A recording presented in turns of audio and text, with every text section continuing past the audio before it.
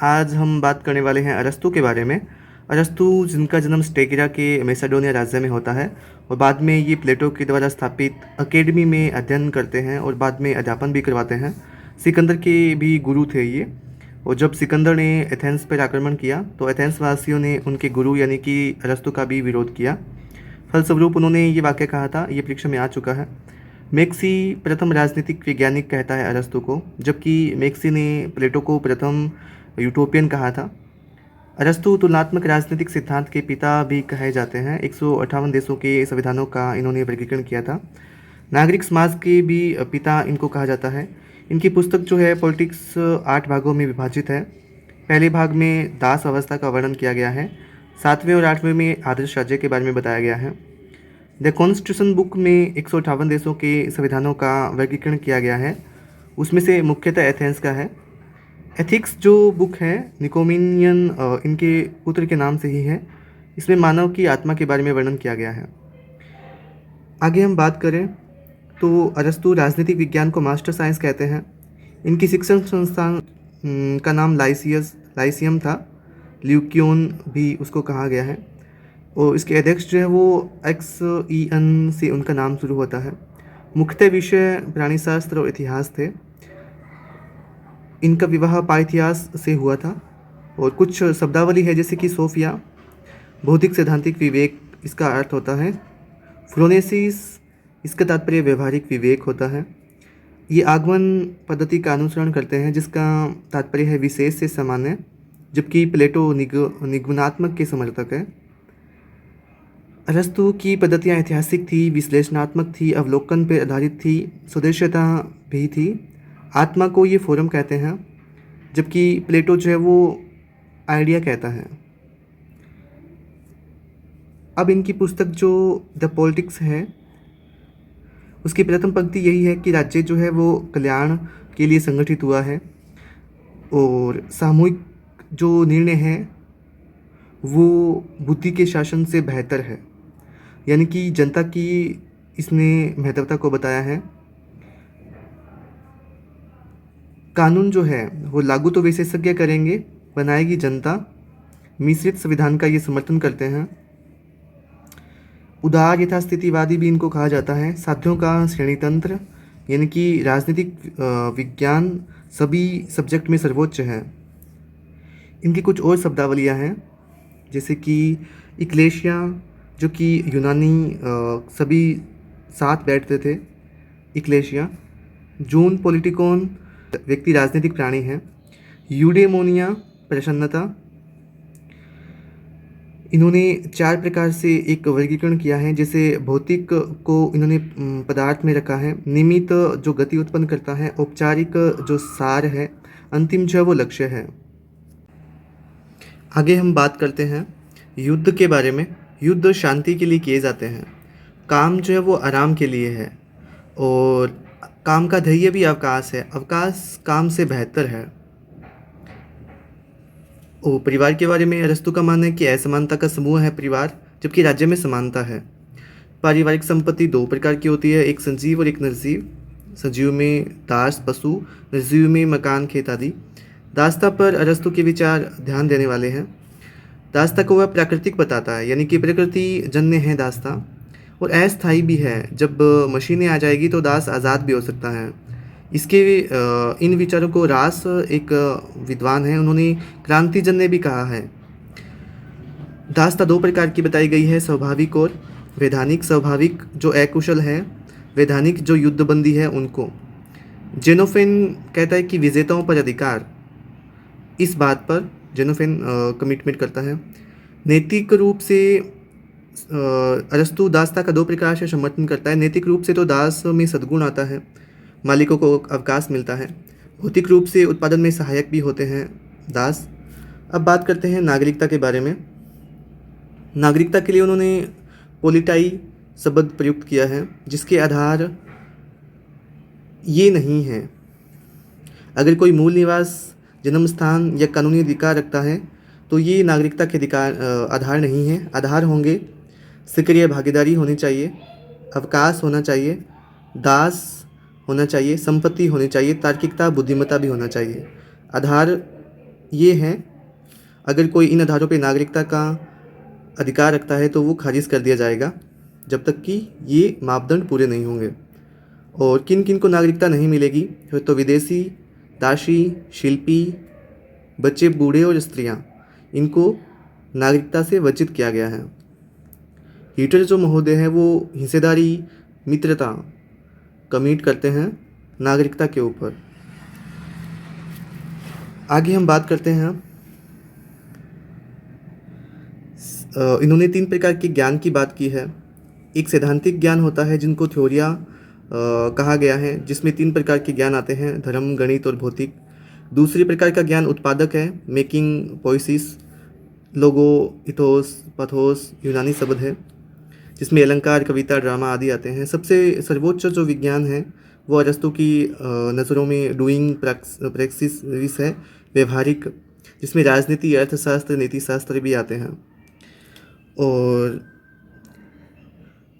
ये जो सैद्धांतिक ज्ञान है जिसमें धर्म, गणित और भौतिक है, इसको अरस्तु फर्स्ट फिलोसॉफी कहता है, जबकि मध्य युग में थियोलॉजी था और आज साइंस ऑफ गॉड है। अब हम बात करते हैं राज्य के बारे में। राज्य आंगिक है, प्राकृतिक है, नैतिक है, आत्मनिर्भर है, परिवार का ही विराट स्वरूप है। अरस्तु कहते हैं कि इतना बड़ा होना चाहिए कि आत्मनिर्भर हो, इतना छोटा होना चाहिए कि उसमें सुशासन की स्थापना की जा सके। राज्य के लिए काएनोनिया शब्द को प्रयुक्त किया गया है।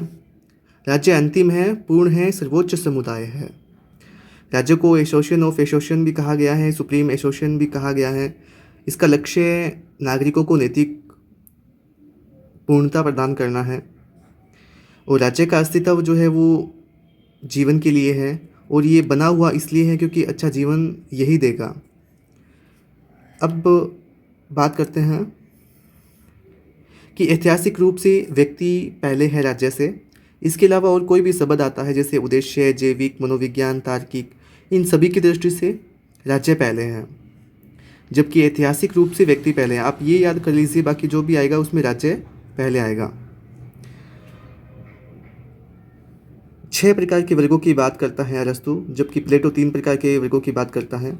वो कहता है कि शिल्पी, संपत्तिशाली, शासन, योद्धा, कृषक, पुरोहित, ये 6 वर्ग रहेंगे। आप ये ऐसे याद रख सकते हैं कि शिल्पी ने संपत्ति बना करके शासन किया।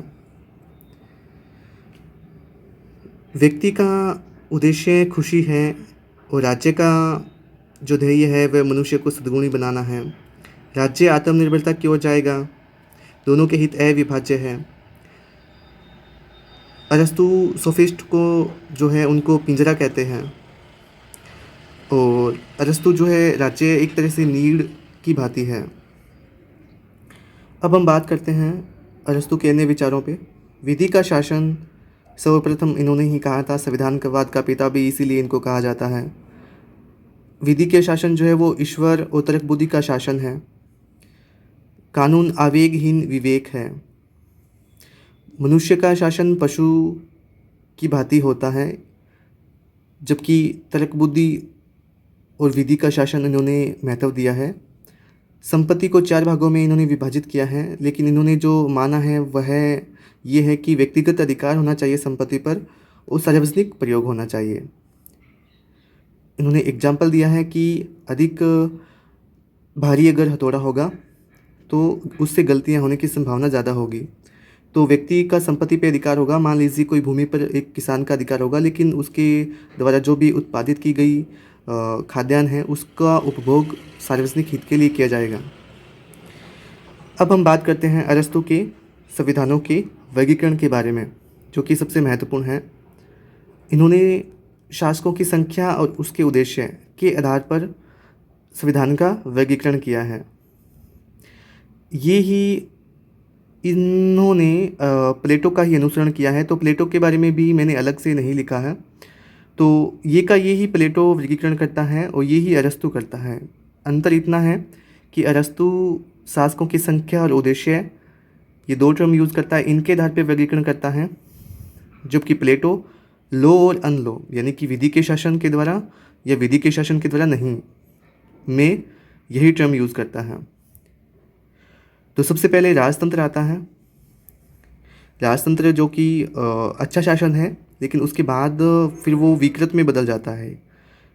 अभिजात भी ठीक है, उसके बाद कुछ समय बाद कालांतर में तंत्र में वो लालची हो जाता है। मध्यम वर्ग को अरस्तु सबसे अच्छा शासन मानते हैं, जिसको उन्होंने पॉलिटी कहा है, बचाव भी किया है, मिश्रित शासन भी कहा है। भेड़तंत्र को उसने सबसे निकृष्ट कहा है। वो पॉलिटी जो है उसके दो आदर्श है, समानता और सहमति। और प्लेटो और अरस्तु राज्य, समाज और सरकार में भेद नहीं करते हैं। अगर कथन आता है कि भेद करते हैं, ऐसा नहीं है। अब अगर हम बात करें क्रांति के बारे में, तो क्रांति, शासन प्रणाली और संविधान में परिवर्तन तीनों एक दूसरे के पर्यायवाची है। इन्होंने क्रांति का तात्पर्य संविधान में परिवर्तन होने से ही लगाया है। मूल कारण इन्होंने अन्याय और विषमता को बताया है। जैसे प्रजातंत्र में क्रांति धनिक असंतुष्ट होने से होती है, राजतंत्र में दरबारी कुटिलता से, कूटतंत्र में समानता और जनतंत्र में असमानता के कारण होती है। क्रांति के 4 उद्देश्य भी हैं: संविधान में परिवर्तन लाना, जो है बैठे हुए उनको हटाना, अधिक वास्तविक बनाना और सत्ता को हथियाना। सबसे अच्छा संविधान जो है वो मिश्रित संविधान है, और सबसे अच्छी शासन व्यवस्था पॉलिटी है। संविधान मिश्रित है और शासन पॉलिटी है। पॉलिटी में अभिजात और लोकतंत्र दोनों के ही गुण हैं। आगे हम बात करते हैं प्लेटो के न्याय के बारे में, अरस्तु के न्याय के बारे में। सामान्य न्याय और विशेष न्याय, 2 भागों में इन्होंने अपने न्याय को विभाजित किया है। सामान्य न्याय प्लेटो वाला ही है। विशेष जो कि बाह्य है, विशेष को पुनः इन्होंने 2 भागों में विभाजित किया है, एक तो वितरण और एक परिशोधन। वितरण में ये पद, सम्मान, धन, संपदा आदि का बंटवारे की बात करते हैं, जो कि योग्यता के आधार पे होगा। और आनुपातिक न्याय है ये, और ये विधायिका से संबंधित है, जिसको कि इक्लेशिया कहा गया है, रेखागणित से संबंधित है ये। परिशोधन जो सबके साथ समान व्यवहार पे लागू होगा, जैसे अपराध है, दंड है, दीवानी, फौजदारी आदि है। न्यायपालिका इससे संदर्भित है, और हिलिया इसको कहा गया है, अंक गणित इसी से संबंधित है। यानी कि ये पद, सम्मान, योग्यता के आधार पर आधारित होगा, जबकि परिशोधन में सबके ऊपर लागू होने की बात कही गई है। जैसे अरस्तु कहते हैं कि अन्याय तब पैदा होता है जब समानों के साथ असमान व्यवहार होता है और असमानों के साथ समान व्यवहार होता है। एथिक्स में 2 और प्रकार के न्याय की बात की गई है, निरपेक्ष और राजनीतिक। रियोटिक्स इनकी जो बुक्स है, उसमें भी इन्होंने 2 प्रकार की और कानून की बात की गई है, विशिष्ट और विश्व। अब अगर हम बात करें, मिक्सी ने इनको वैज्ञानिक, यथार्थवादी, व्यवहारवादी, उपयोगितावादी सबका जनक कहा है। उन्होंने कहा है कि या तो कोई प्लेटोवादी है या अरस्तुवादी है। और अरस्तुवादी जिसका उद्देश्य सुप्रीम साइंस की खोज करना था, प्लेटो अतिमानव की खोज करता है। ये वही मिक्सी है जिसने कि प्लेटो के बारे में कहा था कि वह यूटोपियन है। फोस्टर क्या कहते हैं कि राजमर्मज्ञ है जो भी है, उनके लिए अरस्तु की जो पॉलिटिक्स है वो मार्गदर्शिका की भांति काम करती है। बुद्धिमत्ता मान लो छान दी गई है। ये शुद्धता सिद्धांतकार भी है, ऐसा कहा है। और कहता है कि अरस्तु का नागरिक प्लेटो का सुरक्षक वर्ग ही है, लेकिन दीवार खींची नहीं है अरस्तु ने केवल। अरस्तु की महानता उसकी रचनाओं में है, न कि उसकी जीवनी में।